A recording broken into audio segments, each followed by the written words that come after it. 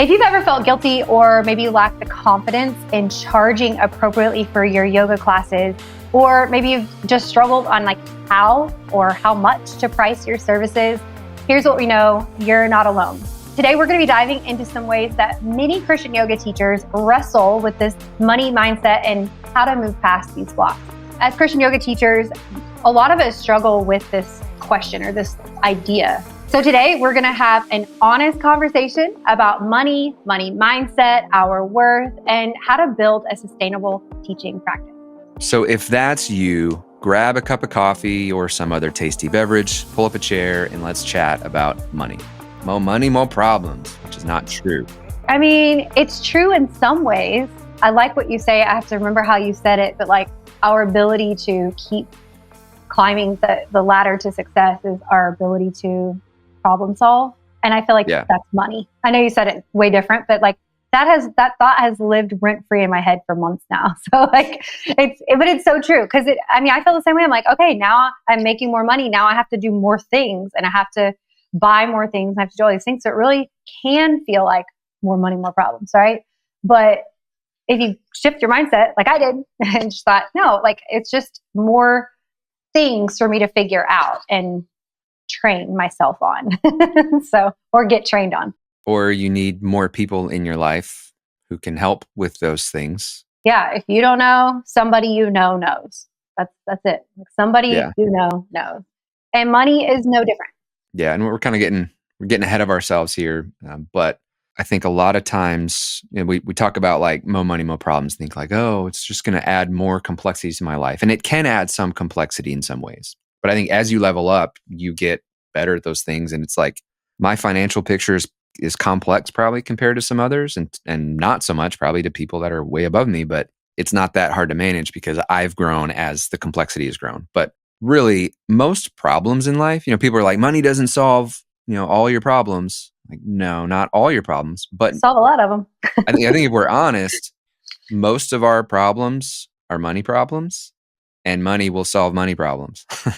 And I think like you just said, like if we're honest, and I think this is the part, we have a lot of conversations with teachers who are yoga teachers, and they're like, I don't know how to charge and all, these things. And it's like a lot of us just don't want to acknowledge that this is a struggle for us, that we are struggling around this situation for multiple reasons. So I think that's like the very first thing we need to do is be like, okay, honestly, if I had more money to take care of these things, like someone to come and clean my house or someone to keep my books or do whatever, it's like, I'm going to be more content and more able to do what I do well.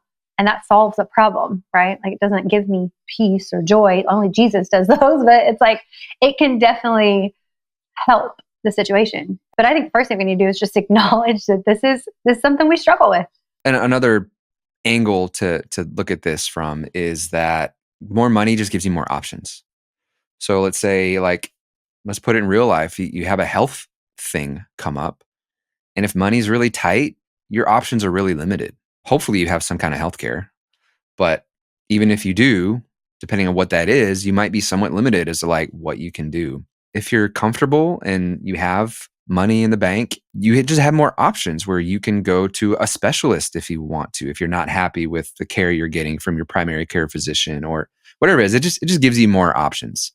And any problems that come up, a lot of problems are just money problems. Your water heater goes out, like you just get a new one if you have the money. And if you don't, that's really stressful. And so just a lot of these little things even can add up to be stressful. Or if like you don't know where the income is coming in to pay for your bills, that's extremely stressful. And how does that impact you in all your other areas of life? Even as a yoga teacher, now you're coming at things from a scarcity mindset of like, I don't have enough. I'm trying to get more. I'm just trying to pay the bills. And I don't know, like that energy comes across. People can just feel when you're coming from. It's so true.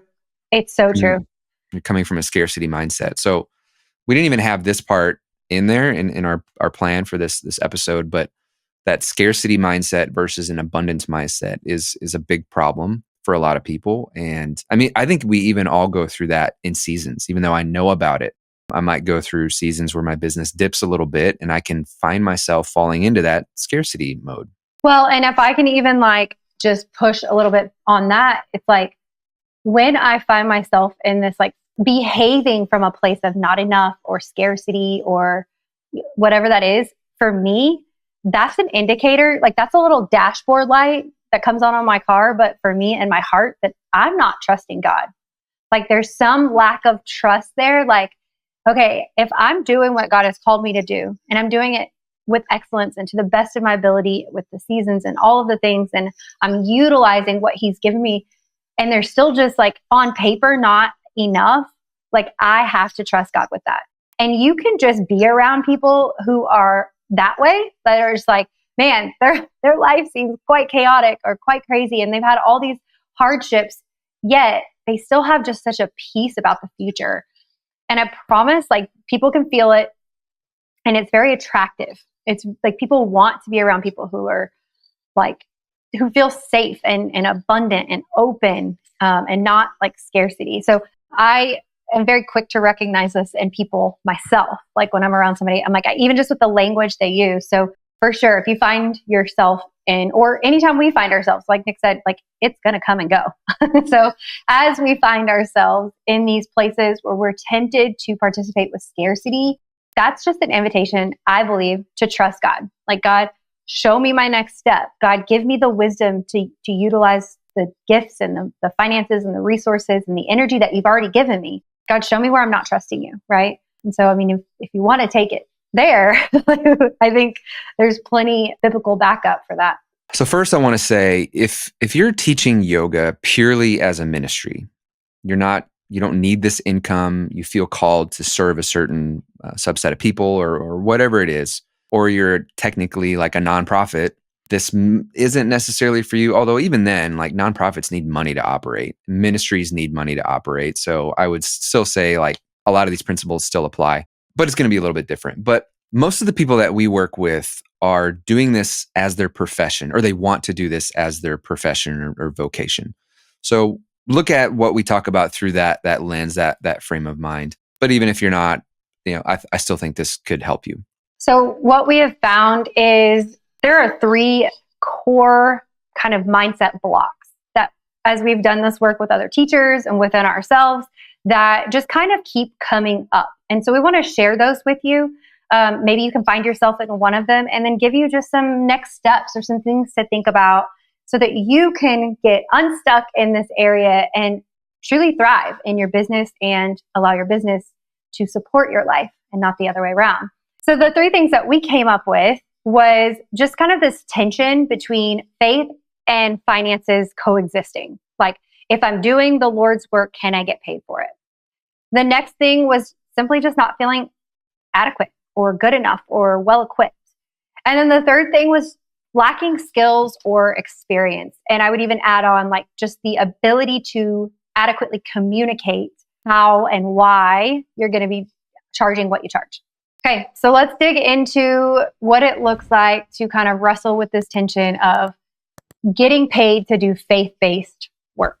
If you're not a nonprofit, like I do business that is around helping people know and follow Jesus, and I have these other tools and skill sets and things that I went to school for, and I want to use that as a service to also make money and make income.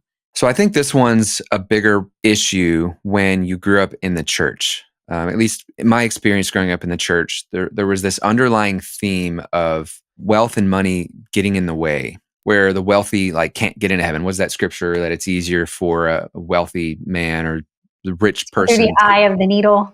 Yeah, to go through the eye of a needle than to get into heaven. And what I want to say there is that we're all out of luck if that is true. And of course, the scripture after that was like, but all things are possible through God. So if you have money, you can still get into heaven. And that's what Jesus was saying. But if you live in America or other wealthy, like first world countries, you are rich, even if you don't feel like you are, because really rich is a sliding scale based on, it's relative to you, where you live, your friends, your circle, people that you know. Even as you get wealthier, that line for like what is rich just keeps sliding. So if you live in a first world country, and all of you watching this or listening to this, like this is you're rich. Okay. When you compare us to the rest of the world, we're rich. So if rich people can't get into heaven, we're all screwed. Okay. So I don't believe that. I believe that we can get into heaven too. It's just more about your view on money and things and all of that. There's that scripture that gets thrown around a lot incorrectly, that money is the root of all evil. No, the love of money is the root of all evil. It's not money. Money is just a thing. It's amoral, meaning it's not moral or immoral. It's just a thing. It's just a tool. It's more about how you use the tool. And really, money just is an amplifier of who you already are.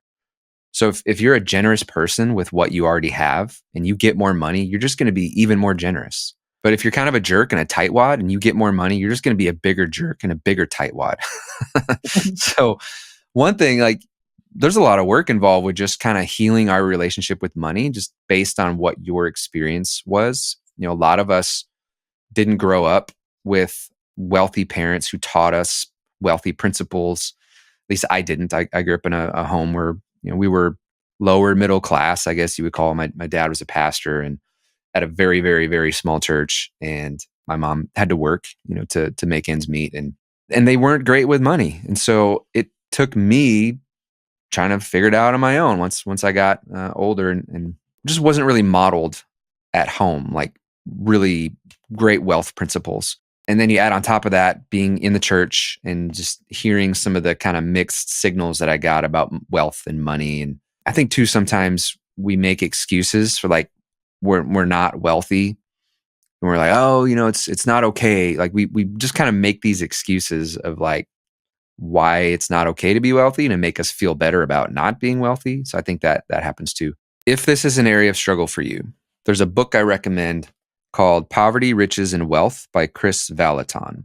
The subtitle is Moving from a Life of Lack into True Kingdom Abundance. This is a really great book. I've actually read it multiple times, and I try to make a habit of going through it once a year, just as a refresher, to remind myself, because this is an area that I've struggled with a little bit, even as my income has increased and I'm not where I want to be. And that's kind of a bottomless pit. You never really will get to the bottom because money never truly satisfies. But still, I have income goals or things I want to do, and I think even a charity I want to start. I mean, there's some stuff I want to do that money can help with. But even I need the reminder that wealth is okay, that God blesses us, and it's okay to make money. It's even okay to make money doing ministry things. Yeah. So I want to address the common thought or belief that again, we hear often in some way or another, is that faith and business can't mix. And I was thinking through that,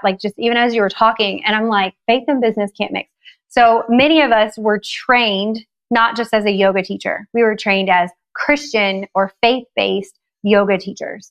And I think this maybe is where some of this comes from. I'm not sure, because here's what I know. Faith and business 100% can mix, because when I was standing behind a salon chair for 30, 40 hours a week, I promise you that was my ministry. And I had no problems charging them $200. Because I used the business to insert the ministry. I used the tool and the gift and the skill and the craft. But maybe because I wasn't licensed as a hairstylist in a Christian faith-based, maybe that's why I never had a problem charging people for a service and being, ministering to them as well. And so I wonder if some of us who do find ourselves struggling with that can maybe just say I am a yoga teacher, just like someone is a hairdresser or someone is a massage therapist.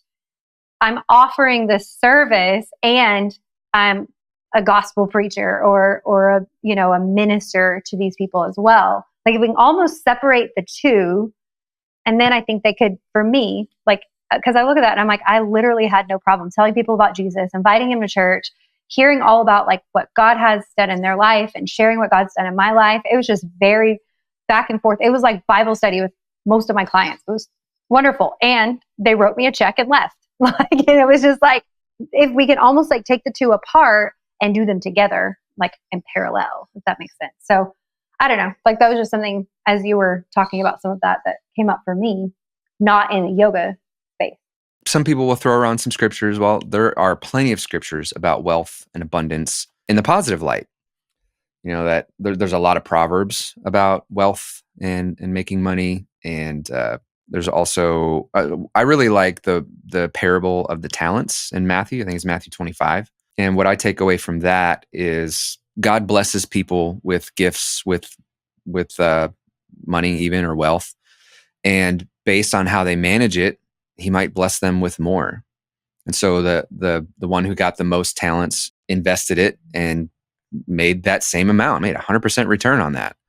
And the master was like, well done. That's amazing. Like, I'm going to put you in charge of even more. And then the one who got, like, was it 2 talents or 5? I forget what it is. I'm mixing up my parables, but the one who got like the medium amount got 100% return on that. And he was like, well done. I'm going to make you in charge of more things. And then the one who got the least amount was like, I just buried it because I was afraid. And the master was like, you wicked servant, or whatever he said. Like, I'm going to take away what I even gave you and give it to the one with the most. And to me, that just says you need to just manage well what you've been given. And when you do, you will likely be given more. Because if God sees that you mismanage what he's already blessed you with, do you think he wants to give you more? No, you're just going to piss it away and get into even more debt. Like, if you have money problems and more money just gets you more problems. You get into more debt because you don't know how to handle it.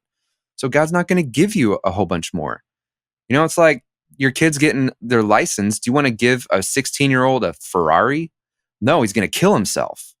You give him like a 2005 Toyota Corolla or something. Like, give him something that he or she is not going to get hurt with. And I think the same principle applies, that God doesn't want us to be hurt. I mean, how many people have you heard about winning the lottery, and then, like, once it was all said and done, they blew it all in stupid stuff, and they have nothing to show for it. And a lot of them were actually worse off than before. So I think handling money, you need to be able to handle money. So if you find yourself needing more money, or you're struggling, spend some time cleaning up your financial picture with what you already make. And then magically more will start to come for you. I really think, one, God just blesses us in specific ways. And I think, two, that he's just arranged the world to work in a certain way, that when you operate in a certain way, the natural reaction is just to get more, like this abundance. Like, he's a God of abundance. And so I think that's part of it too. So if you find that you've struggled with money, or that you're currently struggling with money, the biggest recommendation I have is to start with Dave Ramsey's stuff. I really like his approach. Once you get past a certain point, I don't agree with everything that he says, but I love everything he does in these baby steps. He has a book called The Money Mindset Makeover or something like that, and I can link it in the show notes. That's what I did. So I struggled. I went through divorce, and times were tough. And even before that, we were struggling financially, and going through his envelope system, and paying for cash for things, and saving up a rainy day fund, and then his debt snowball thing is amazing. I love the way that he does that. So start there. Look at some of Dave Ramsey's stuff. He has a program called Financial Peace, or Financial Peace University, something like that. Or just that book, the Money Mindset Makeover was really good. And also, if you're struggling with the spiritual side of things, that book that I already mentioned, the Poverty, Riches, and Wealth. Yeah. And I would just say, I mean, if you're just like still just struggling with this, you're not really sure, it's like, pray about it. Like, take it to God. I love the Psalm 51. I think it's 51 verse 10.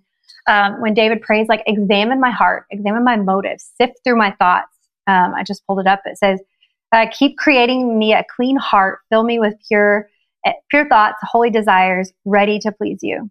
And verse 12 says, let my passion for life be restored, tasting joy in every breakthrough that you bring to me. Hold me close to you with a willing spirit that obeys whatever you say.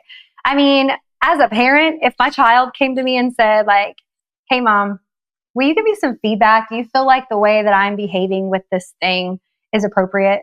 Or is this good? Or, like, I would be so willing to be like, yes, let's talk about it. Like, let's have a conversation about it. Or let me show you something that's, could be a potential threat or danger. And then for them to say, like, I want to follow what you say, I would be like, what? So bring it to God. Like, I mean, you can listen to what we say, you can read all the books, you can do all the things, but, like, honestly, like, have you asked God about this? Because we don't know your story. We don't know your financial relationship with money and things like that. And so that would just be my closing thought on faith and finance tension. Yeah, and just one more thing on the money subject before we move on to the next one is that I really think a lot of people just aren't honest with money and how they feel about money. They'll say things that they think we're supposed to say, because again, struggling with that, like the greed and like, I want more money. And I mean, if we're really honest, because people will say things like, I don't really care about money. Okay, so you spend 40 hours, maybe plus a week with people you don't really like, doing work you don't really want to do, or maybe it's work you do want to do, but look at the amount of time you invest and your loved ones invest in making money. And you're telling me you don't care about money? Then why are you doing that? Why don't you just stay home and do nothing? Oh, because I need money. Yeah, so we need money. Money is just a thing. We need it to survive. And I think sometimes we make it out to be something that it's not. And there's a part of us that wants more, but it's at war with the whole greed thing because clearly being materialistic and greedy is not good. So I think we're kind of at war with that tension, but money is good for the good it can do. And so I think let's just be honest. You want to make more money? Great. Okay, let's look at how we can make more money. Yeah. Okay, and get out of the way with a pure heart. like both can be true. Like you can be a good person with a pure heart and good motives and make money. Okay, so then the next one is not feeling good enough or adequate. And I kind of liken this to when I went to hair school, or many of us went to the same yoga school and got the exact same training. And then we get to like our first thing, we're like, now what? Right? So like when I first graduated to get my certification to do hair or to do yoga, I was not worth what I charge now. Like, not that I'm not worth it as a human. I'm just saying like my ability to perform this service was not where it's at now. Right? So walking out of getting my license to do hair, or even like drivers, like we're talking about drivers, it's like you have to develop that skill, that craft, right? Just because I went to hair school doesn't mean I know really what I'm doing. Like now it's time to start putting in the reps, right? And just whoever will let me put color on their hair and let me practice doing these haircuts. And the same thing is true here. Like maybe you're looking at someone who is, they charge $25 for a drop-in, and it's like, well, I feel bad asking for $5, right? I mean, there is this sense, so there is some validity to that feeling. Like I hate when people are like, no, girl, you are charge your worth plus a tax. Yes, and also assess honestly where you're at. Like if you are just getting your certification, you need some reps before you build the confidence to even ask for more money. But that doesn't mean you have to do it for no money. I mean, you can for a while, for a set amount of pre-decided amount of time, but you have to kind of go through this like progression of learning how to do this. And then with that comes the confidence. And then you won't feel bad asking, like when I became a better hairdresser, I increased my prices and it was still scary. Like I was still scared to ask the same people I had been serving for more money. Right? But I was now at a place where I needed to work less hours. I was more efficient. I was better colors. Even in the industry I'm in now, it's like I have more certifications, more experience. So I'm going to ask for more money at that point. So taking a look at like saying like, well, I don't feel like people will pay for my services because maybe they haven't in the past. And so maybe you've been teaching a while and you find yourself like people aren't coming to classes, but you really want to make money. So you kind of need to charge more money, or your classes are low and you don't want to lose those people. Again, going back to that scarcity mindset, like it's easy to dip into there and be like, but these people come all the time. And if I charge them more, then they'll stop coming, And so like playing with that. And it's like, you just say like, here's what I'm worth at this point. Like, this is what it is. And the people who will come will come. And God always makes a way for the people who need to be there. That like for me, I always try to be sensitive to if the Lord is asking me to invite somebody in or whatever. Those are kind of one-off situations. But for the most part, like what other people do with their money is not really your business, right? So like what's your business is saying, this is what I need to be true. to continue to do this business, which is I need to be charging this much.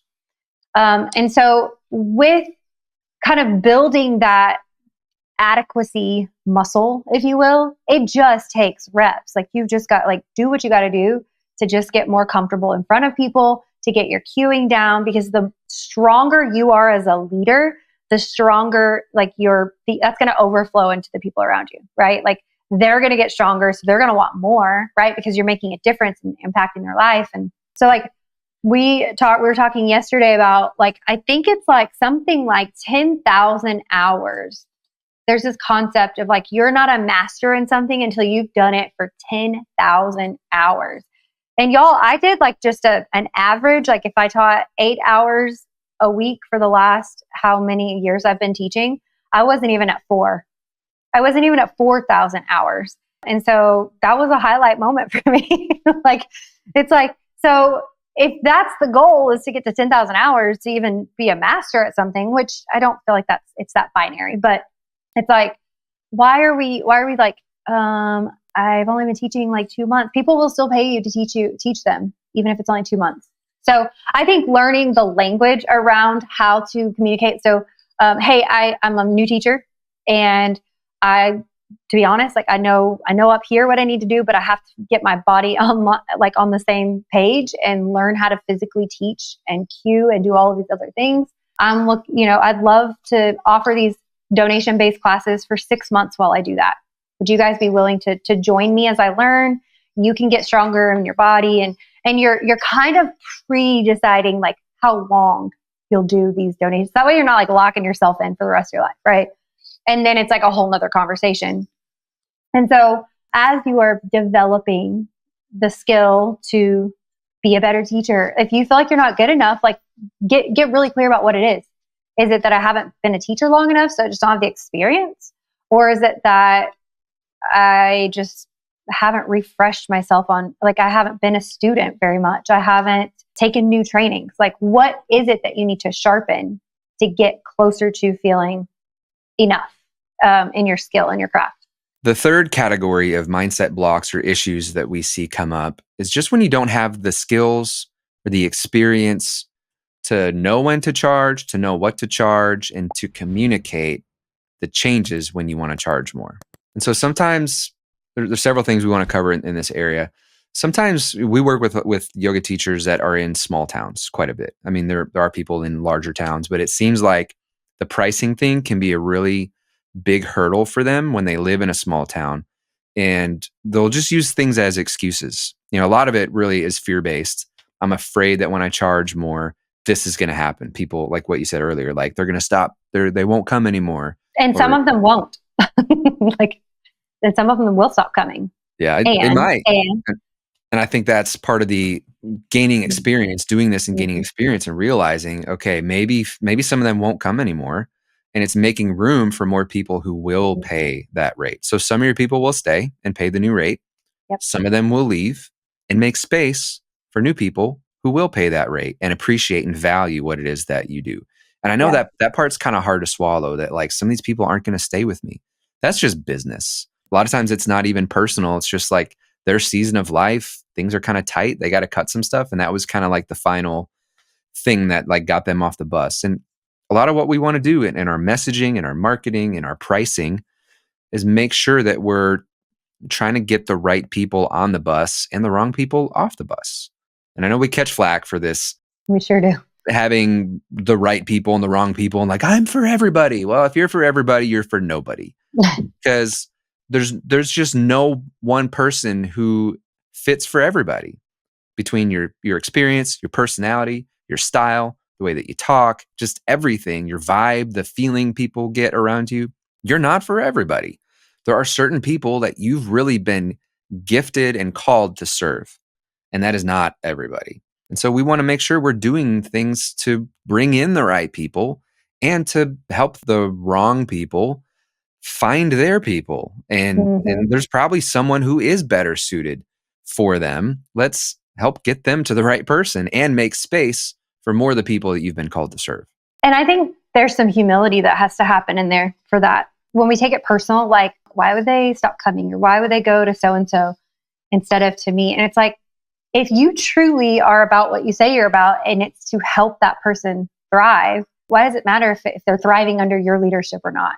Right? Like for me as a hairstylist, and I can even give an example that happened yesterday that's not hairstylist related, but when a client and I just didn't mesh, it's like, it doesn't mean I'm not a good hairstylist. I'm a great hairstylist for the people who want what I have to give, right? Like I'm a really, really good hairstylist for these specific types of hair and types of styles and colors and things like that.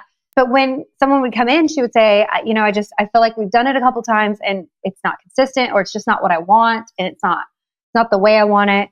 And I'll say, you know what, you know who I think that you would really enjoy? She has a lot of clients that have similar hairstyles. Why don't you go check out so-and-so? I'll give you her number. Because for me, it's more important for her to be happy with her service than for me to feel some kind of way like my value is placed on their approval of me. It could just be a style thing, right? And even yesterday, I had somebody reach out about wanting to do some fitness training. And I had a conversation with her and I just kind of asked some questions, like what times and days, what types and styles, what for, like just kind of had a conversation with her. And I said, you know what, I don't think I'm going to be the best fit for you, but I have somebody who is. Here is Lacey's class schedule. Check these out and see if this is what you're looking for. And I sent her over to Lacey. And it's like, I love being able to do that, especially within my own organization. That's wonderful. But it's like, it's not about me. Like, yeah, she reached out to me and she wanted to have information for me. But from the conversation I had with her, it was not about me. It was about her and what she needs and how I can best serve her. And the best way to serve her is connect her with somebody else. So, being able to have those conversations and communicate that effectively comes with just being a little bit more business minded, or really just leadership as a whole, like whether it's in business or not, and how to effectively and adequately express yourself when you are charging different prices or new prices, or just how to communicate that clearly. Sometimes we lack that, but I promise you it's something that can be built. And again, someone is really good with words. Hey, so-and-so, I love when you write these things. It helps me feel like challenged, and I'm very clear on what you're saying. And I understand what's happening, and it feels empathetic. Like I don't feel like you're being a jerk or whatever. So can you help me? Like, here's what I have. Could you help me word this in a specific way so that I can send it out to my guests and they would understand the heart behind why the studio prices are going to increase or whatever. So again, somebody knows. Like if you don't, this is something that can be developed. So sometimes the problem is I know I need to raise my rates and I know what I want to raise them to. I just don't know how to communicate that, or I'm afraid to pull the trigger. There are other times where they know they need to charge more, but they're not sure how much. And they just kind of get stuck or hung up on this, or whether it's fear driving the car or whatever. Or again, the small town example, we've heard this a lot. Like you just can't charge that much in a small town. No, you can. We've helped multiple people do it. Kristen is in a small town. A very small town. And so give the example of, because this is a problem we've heard multiple times. Yeah. Give the example of like your train of thought that you went through when you were offering yoga in your hometown where there is no other yoga. So what are the other options, and kind of how that all played out? Well, when I first moved here, I knew one person, one whole human, and he didn't do yoga. So it was very helpful. And so I just started teaching at a park. I was like, I'm just going to put it out there. I'm going to get in like the Cushing groups and I'm going to put it out there. And I connected with some people and just started teaching. And I was still a new teacher. Like I was only like maybe 18 months post-graduation. Like I wasn't where I am now as a teacher. So there was still that, like, how much will people charge? I mean, how much can I charge? How much would they be willing to pay me? I'm a new teacher. I don't really know what I'm doing all that, So I started looking around, connected with some people, found a space to at least get inside. And I was charging like $5 or $7 a class. And I was just doing little punch cards while I was just trying to get people in the doors. I was like, at this point, I just need to get to know people, and I'm going to try to find ways to get them to bring their people because I don't know anybody. And this town, and this is probably likely with a lot of small towns, it's not very like digital friendly. Like everything is on pen and paper and everybody still writes checks. So I've worked for the last 2 years to get rid of some of that and get people trained to look for things digitally. But back then, especially, it was very like word of mouth, mostly small town. So what I did was I looked around whenever I was kind of like, okay, I've got a core group of people, but I need to be making more money. Cause right now I'm kind of just like breaking even and maybe a little bit, but like I need to make this more sustainable or I need to go get a job. So I start looking like, how do I price this? So I checked around. There are 2 locations where people were going before they met me. One was about 25 to 30 minutes away. And in the other direction, it's about 35. And that was the more popular one. So people were driving over to Stillwater, 35 minutes to go take a 1-hour yoga class and then drive back home. So I went over there and took a yoga class or a couple yoga classes and just thought like, I wasn't like super impressed with the experience, but if this is all I got, this is what I'm going to do. Right. And so I checked in with both of their prices and they were about the same. And I was like, well, I'm going to start there and just go a little bit lower so it's more competitive, right? So now people will want to come to my class because it's $12 instead of $14. And I did that for just a pretty short season. And then when I increased my rates to where they're at now, I was like, you know what? I'm actually saving these people time. Like I'm actually, and I kind of had to like tell myself like, yeah, maybe those yoga teachers have been teaching for years beyond me, but I can teach well enough, right? Like I can teach good enough to charge a comparable rate. So I was like, so I bumped mine up to $15, which was at the time $1 higher. But I was like, I am saving them driving time, gas money, all of that by offering a service here. So that was kind of, those are still my anchor, like drop-in rates right now for my basic classes for all the girls. It was just kind of a mind shift moment of like, I'm actually adding value like to them. And so I can actually charge a little bit more or at least the same. And it had nothing to do with my ability to teach or to do it. Cause like I said, like I wasn't the teacher I am now, but like I had a year or so under my belt and like I was good enough, right? But once people started paying me that much, I definitely leveled up my teaching skills. Like I wanted to make sure they felt like very seen and like it was a whole experience when they came. Like from like what are they smelling? Am I touching them during their practice? Like what do they hear? Is the music good?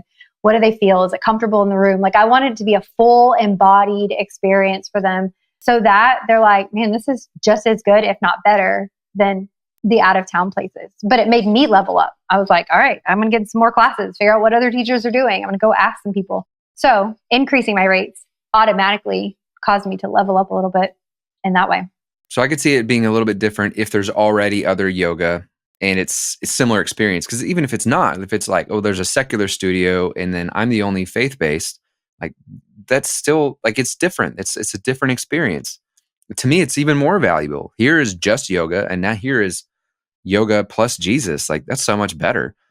And so you got to think through the value you're providing, helping people see the value, experience the value. And maybe just like you had said, maybe it's time to level up your experience. But to say I'm in a small town and they just won't pay that much, I think it's just an excuse that's keeping you small. You're afraid to raise your rates. You're afraid of what might happen. You're going down the what ifs of stuff that probably won't happen. Some of it might happen, but it won't be a big deal. And you're letting that get in the way. So raise your rates. If you're feeling like you need to raise your rates, raise your rates. And now let's talk about the communication side. So some people, and I think we all go through this, we want to feel justified. So we might write this big long email, this letter of like, oh, because of the pandemic and things or whatever, like you don't need to explain yourself. You can just say, hey, on this date, yeah, rates are going up. This is what it's going to look like. I mean, it can be direct. So share a little bit of your experience of the times you've done rate increases, even going through those things, and how did it turn out? Yeah. So like when I increased from like that $7-ish, I think I went from 10 to 14. So those are pretty big jumps. Like that's not just like $1 here and there. So I think that's about how it was. And I will say like, one, I want to validate the fact that it is very scary. Like even when I did it as a hairstylist, like it's scary. Like for me, this is my lifeline. Like this is my money to feed my family. Like literally that's like one of my things that I cover in our household is food. But it's like, let's validate that and just acknowledge like, yeah, it's scary. Like it is scary. And let's also acknowledge you will lose people. Like people will just decide, like Nick said, for whatever reason, they're just not going to come. like whether it's a them thing, a you thing, or whatever thing, it's going to happen. And it does open up the doors for new people to come in, and they're going to value you at a different level. So like if you're thinking like when you go to Walmart, you have an experience at Walmart, it's going to be a little bit different than Target, and Target's going to be a little bit different than Saks Fifth Avenue, right? Because the items that they hold or the way they serve me as the customer is just different. I'm paying a little bit more, but I'm having a different experience. So people will perceive that about you too. Like if she charges this much, or if she doesn't charge anything, like, is it even worth it? You know what I mean? So it's like, you're going to make space for a new set of people and those people are usually the ones who do the freaking work because their skin is in the game. Like they're the ones showing up. They're the ones getting vulnerable. They're the ones trying all the things. Like they're the ones telling their friends because it means something to them. Like they've put some skin in the game. So just acknowledge those two things first. Like it is scary and you are going to lose people, and losing people isn't loss in the sense of like, remember we're going to focus on being in abundance. So like we're releasing them to wherever they're going to end up. And if you can help guide them somewhere, great. If not, you don't have to, but we're going to be abundant mindset thinkers. So I did that. Both of those things were true for me. And then in 2022, after I struggled for a whole year post-COVID to just barely keep things going, I was running a membership model, and I believe I've shared this story, but I remember saying essentially like, I feel like I am arranging the deck chairs on the Titanic right now. Like I'm out here like trying to sweep the floors while we're sinking. So yes, I had a consistent set income of people like sending me their auto draft payments for their memberships, but my classes were not thriving. Like the people weren't coming. Like they were paying for it, but I didn't have enough people paying for it to keep it going. So I had to make a decision. Like, do I just pull the plug completely and go do hair again, or go do something else again, like go find another job? Or do I just make this what I need it to be? So this is maybe where some of you guys find yourself. Like, I need this much money per month. Like I had to get honest about what it was I needed. And then what I wanted. Like those are two different answers, right? Like I can tell you what I need to survive, and then I can tell you what makes me feel like I'm thriving and can put some back towards savings and things like that. So I just did some backwards work from there. And this is some of the work that we do with you guys and workshops and coaching and things like that. Is we kind of just work backwards and figured it out. And I decided I'm pulling memberships, and I'm going to launch 1 or maybe 2 hot yoga classes. I think it was 2 at the time. 2 hot yoga classes. And I charged what I wanted to charge for them. And it was not cheap. It was not cheap. And both of them filled up. And that was the onset of where I find myself now, which is we're running a thriving team. We've got, 10 to 12 classes a week. I'm teaching just a couple of just private classes right now. And then I'll fill in for the girls when I need to. But that was the onset. And so I wrote out this letter, and like Nick said, like I was kind of like just over explaining myself because I think I needed to kind of process through it. But I'm thankful I didn't send it. I'm thankful I had someone to read over it and be like, we read this with like neutral, objective, but you still know me eyes. And he said, like, what you're saying is good and it makes sense. But he's like, I feel like you're just, 1, it's like a lot of words. And for 2, I just feel like in the background of everything you're saying, you're apologizing. Like, it's like you're sorry for, and he's like, so when I read back through it with that lens, I was like, oh my gosh, that's right. Nobody wants to like come do business with you because you like, they feel sorry for you or because you're like pathetic or whatever. And I'm like, I did not want to come across that way. And I feel like from that moment, whenever I rewrote it and edited it and sent it out, like I was just more confident. I'm like, this is either going to take or it's not. Because that's where I'm at anyways, rearranging deck chairs on the sinking Titanic. That's where I'm at anyway. So I might as well take the risk. So some of you are there right now. Like, and it's like, you're kind of saying like, hey, I don't know, like if I can make this like sustainable income for my family, for myself or whatever, but you're kind of at the point where you're like, something's got to change. So for me, it was like, what am I going to lose? At this point, the Titanic's going down anyways. Might as well get myself a floaty and jump off, and have a better chance of surviving. So that's where kind of I found myself. And that was kind of the pivot and the trajectory of kind of where we're at now and building a team and all of that. So all of that to say, like, it's okay to feel afraid to do it and do it anyways. It's okay if you're going to lose people or people are going to leave. And you don't have to explain all of that in your whole self when you're communicating that to them. They'll either understand, or if they have questions, answer the questions asked. As Dr. Phil always says, answer the questions asked. Like, stop answering all these questions nobody asked. And that also made me a better communicator for the future, because I kind of started looking like, are there other things that I'm kind of like, yeah, there really are, because I care. Like, I care about these people, and I am sorry that I couldn't make it work because of COVID and because of all these funerals and stuff that I keep having to pay for. So it's like, I'm sorry that this is where I find myself, and I don't need to lead with that. Like, if both things are true, I don't need to communicate that in my professional letters.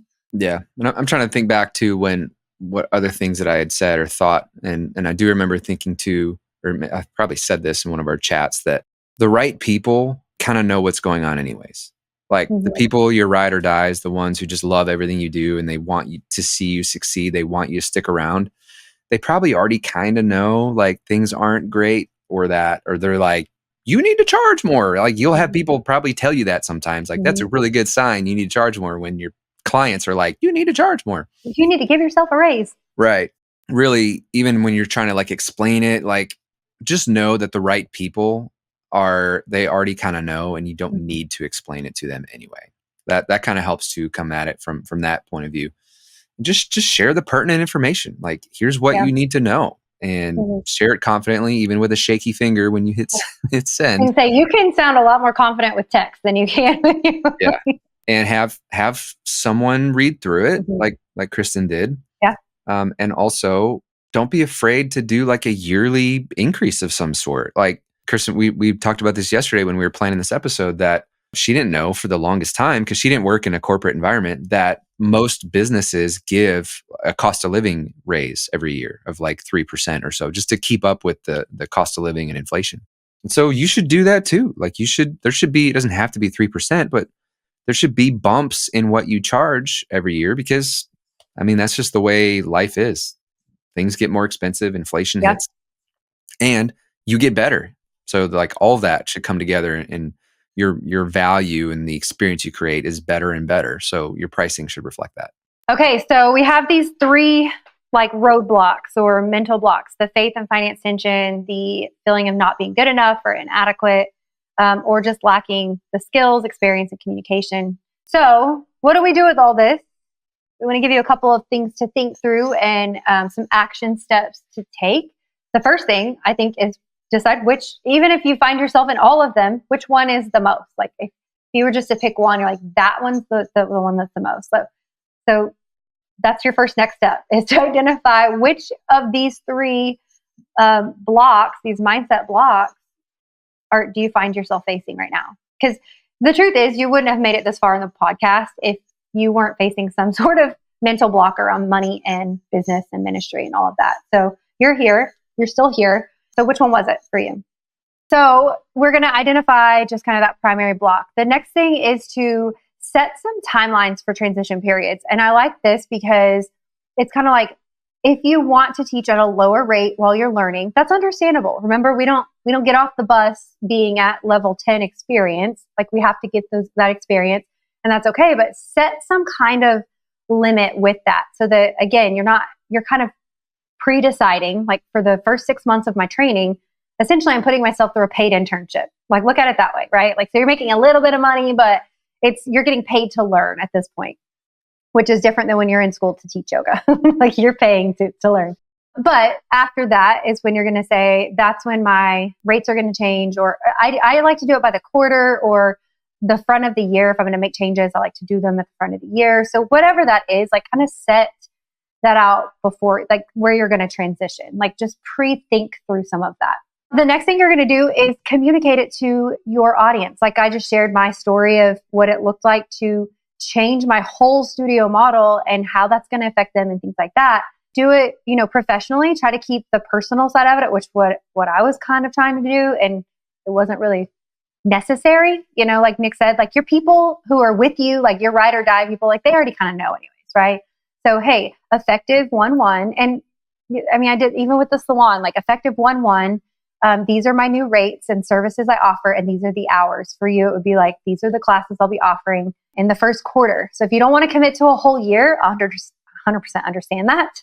But just even for that quarter, here's my rates, here's my class times, here's how you can give them a QR code where they can scan it and go get signed up for your classes. However you're going to do that, but just communicate it professionally and confidently. Even like Nick said, even if you're shaking at the knees while you're pushing the send button or you're, having that conversation, remain confident and professional about it.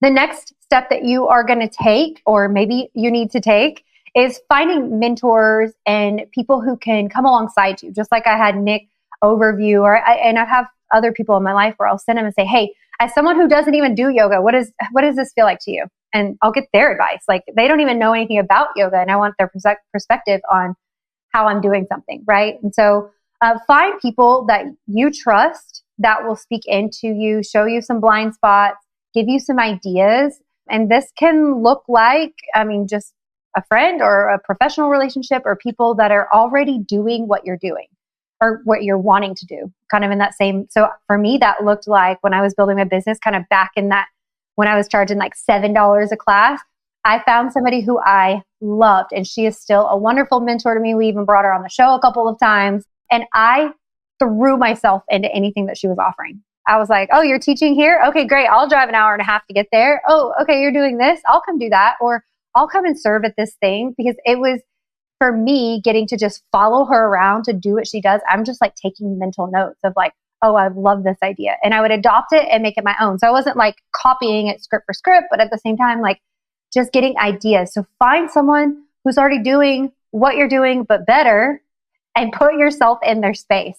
And sometimes, like it's a program they're offering, or a retreat they're offering, or something, even just getting that space with them or that time with them in something they're already offering. Or even suggest, like, can I pay you for your advice on this? I'm trying to, what I'm doing is not working, and I want to change my pricing, but I just need someone else to like kind of talk me through and help me figure out what this could be. Even offer to pay them. We all get to a certain point, maybe not all, but those of us who are doing things and getting better in our craft, we get to a point where I don't really want to sit down with people who are like, can I take you to coffee and pick your brain? I don't have time for that. Yeah, I don't But have time for that. if you will invest in yourself and like pay for like a coaching session, like I would love to sit down and help you. If someone's like, can I do the coffee and pick your brain? I'm like, no, Mm-hmm. I'm sorry. I don't have time for that. And I say like, but if you want to pay me for a coaching session, I can do that. So if you just come out up front, if someone, and I've had this happen, people in some groups that I'm in, video groups, are like, hey, I've seen that you hired an editor, and I'm thinking about like hiring my own, like, could I pay you for some time just to talk you through like your process and how you do that? Of course, here's a link, pay, boom. So like find some people like that you can, and we do that. So if you are needing that help, like reach out to us. But if you know someone in your local area, like reach out to them. Just reach out to someone and just say, hey, can I take you to lunch?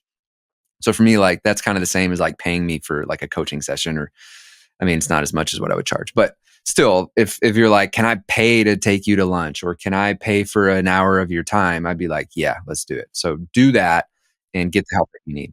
As the person who is wanting, or who's going to give the mentorship, like, you in this scenario, it gives you understanding to their willingness to do the work. If they're willing to pay for my time, because I've had people say the same thing, and it actually happens a lot. Like I get messages all the time, like, hey, I want to run this by you. And sometimes it's like a quick, like whatever, it's like blah, blah, blah.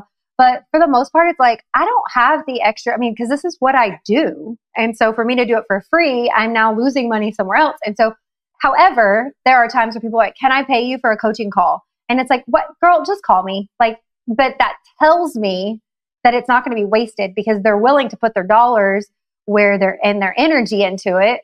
And so that tells me if I'm going to give them this advice for free, or walk through this or whatever for free, they're going to actually do it. You know what I mean? So even if I don't accept their money or accept their offer, it's like, it at least gives me the information to know that. So be willing to absolutely pay for those mentors, resources, coaches, some of the books that Nick had recommended, and the courses like Dave Ramsey, Financial Peace University, things like that. Like invest in those things. Like figure out who you need sharpening your iron, whether it's somebody in your real life, whether it's somebody like us in your digital life, or maybe it's somebody that you'll never even meet, like Dave Ramsey or Chris Volaton, the guy who wrote Poverty, Riches, and Wealth. So it's like those people can all mentor you as well. Okay, so those are some pretty good next steps. I think so. There's Yeah. something in there for everybody, for sure. Yeah. And so as we were talking about this, it actually all started with we wanted to do an episode on how to price your offerings. But as we started diving into this, we identified several areas that like these need to be their own episodes. We could do one and kind of breeze through all these things, or we could take our time, talk through these different things. And that's what we decided to do. So this one is all about money mindset, some things that are getting in the way. The next episode we're going to do is on different ways to make money as a yoga teacher. So you've identified, look, I know that I want to make more money or I need to make more money. What are some ways that I can do that? We have some things that you probably haven't considered, and maybe you have, but you're not sure how to do that. That's what we're going to talk about next. What are some other types of offerings, some ways I can package what I'm already doing differently to charge more money and to create a different experience? Overall, just level up what it is that I'm doing for my students. So make sure you subscribe, stick around for that. And then following that, we've got another one where we're going to finally talk about the pricing thing. So we will get to that, but each of these kind of build on the other. And I don't want to talk about pricing before we talk about these other types of offerings, because you'll be like, wait, what's that? So that's the progression we're going through. So stick with us. If fear is an issue for you, if you know you need to make a change, but you're afraid, you're struggling with fear, check out episode 7. We did that on fear. And then there's another one that we did on pivoting, which is somewhat related. You need to make a change or pivot and you're afraid. That's episode 23. So check those out if you're finding yourself in that kind of space. I think those episodes would be helpful. And we will see you in the next one.